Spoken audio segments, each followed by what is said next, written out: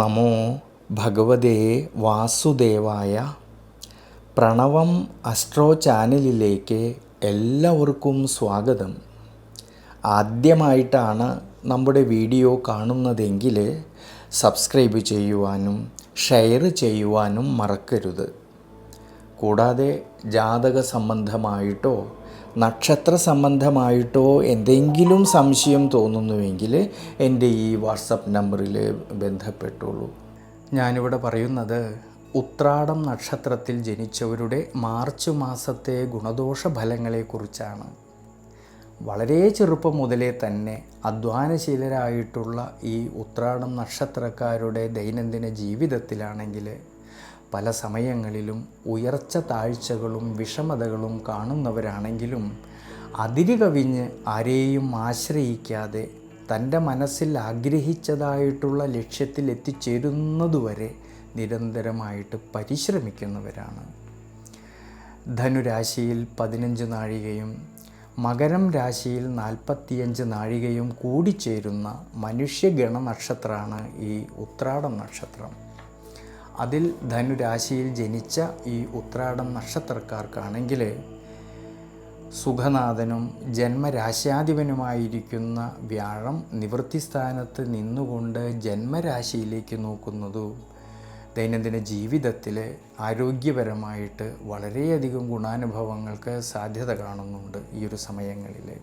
എന്നാൽ സുഖസ്ഥാനമായിട്ടുള്ള 4-ാം ഭാവത്തിലാണെങ്കിൽ കണ്ടകശനിയിലൂടെ സഞ്ചരിക്കുന്ന ശനീശ്വരൻ നിൽക്കുന്നുണ്ടെങ്കിലും ശനിയുടെ ദൃഷ്ടിയാണെങ്കിൽ ജന്മരാശിയിലേക്ക് വരുന്നുണ്ടെങ്കിലും യാത്രകളിലും ഡ്രൈവിങ്ങിലും ശ്രദ്ധിക്കണം. വീഴ്ചകളും ക്ഷതങ്ങളും വരാതെ നോക്കണം ഈ ഒരു മാർച്ച് മാസത്തിൽ.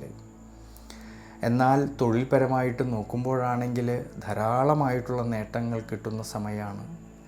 കർമാധിപനും നിവൃത്തിനാഥനുമായിരിക്കുന്ന ബുധൻ്റെ അനുകൂല സ്ഥിതിയും നിവൃത്തിസ്ഥാനത്ത് നിൽക്കുന്ന വ്യാഴത്തിൻ്റെ സ്വാധീന ശക്തിയും മൂലം തൊഴിൽ മേഖലകളിൽ, ബിസിനസ് മേഖലകളിൽ, ഔദ്യോഗിക മേഖലകളിൽ പ്രവർത്തിക്കുന്നവർക്ക് ധാരാളമായിട്ടുള്ള നേട്ടങ്ങളും മനസ്സന്തോഷത്തിനും അഭിവൃദ്ധിക്കും എല്ലാം സാധ്യത കാണുന്നുണ്ട്.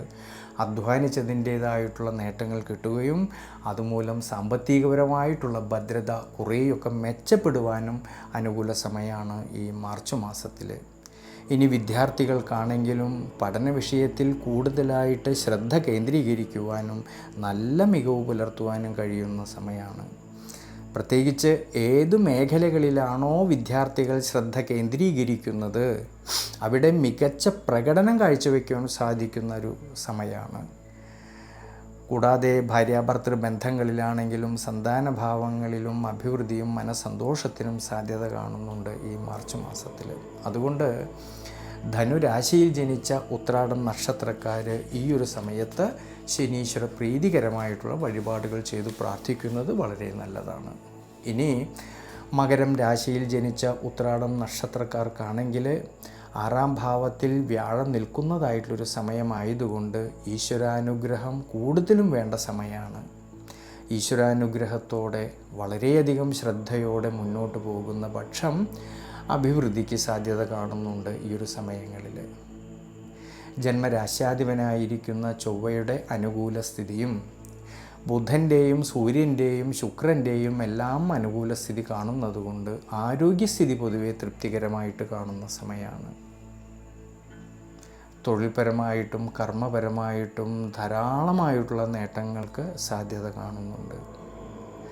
കൂടാതെ വിദ്യാർത്ഥികൾക്കാണെങ്കിലോ വിദ്യാമാതുല കാരകനായിരിക്കുന്ന ബുധൻ്റെയും 5-ാം ഭാവനാഥനായിരിക്കുന്ന ശുക്രൻ്റെയും അനുകൂല സ്ഥിതി മൂലം വിദ്യാർത്ഥികളിൽ പഠന സംബന്ധമായിട്ട് നല്ല മികവ് പുലർത്തുവാൻ കഴിയുന്ന സമയമാണ്.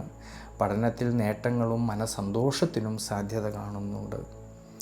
കുടുംബത്തിലും കുടുംബ ബന്ധങ്ങളിലും ഭാര്യാഭർത്തൃ ബന്ധങ്ങളിലും മനസ്സന്തോഷവും ഉയർച്ചയും കാണുന്ന സമയമാണ്. എന്നാലോ ധനസന്താനകാരകനായിരിക്കുന്ന വ്യാഴത്തിൻ്റെ 6-ാം ഭാവസ്ഥിതി മൂലം സാമ്പത്തിക സ്ഥിതിയിൽ ഏറ്റക്കുറച്ചിലുകൾ വരാതെ നോക്കണം ഈ മാർച്ച് മാസത്തിൽ. അതുകൊണ്ട് വലിയ തരത്തിലുള്ളതായ പണച്ചിലവ് വരുന്ന കാര്യങ്ങളിൽ വളരെ ശ്രദ്ധയോടെ കൈകാര്യം ചെയ്യണം മകരം രാശിയിൽ വരുന്നതായിട്ടുള്ള ഉത്രാടം നക്ഷത്രക്കാർ.